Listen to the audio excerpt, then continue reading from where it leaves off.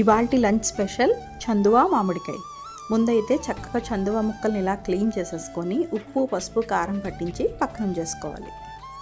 ప్యాన్లో ఆయిల్ వేడెక్కిన తర్వాత సన్నగా కట్ చేసుకున్న ఒక పెద్ద ఉల్లిపాయ 4-5 పచ్చిమిర్చి వేసి 2 నిమిషాల పాటు వేయించుకోవాలి.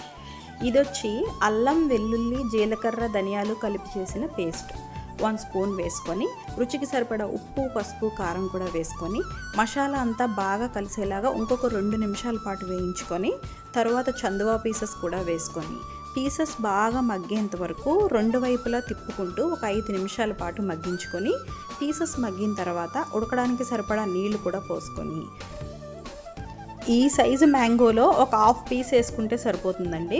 నిలువుగా కట్ చేసుకున్న మ్యాంగో ముక్కలు కూడా వేసుకొని కొంచెం కరివేపాకు కొత్తిమీర వేసుకొని గ్రేవీ దగ్గర పడేంత వరకు ఉడికించుకొని గ్రేవీ దగ్గర పడిన తర్వాత వేడి వేడి రైస్లోకి సర్వ్ చేసుకుంటే చాలా బాగుంటుందండి. తప్పకుండా ట్రై చేయండి.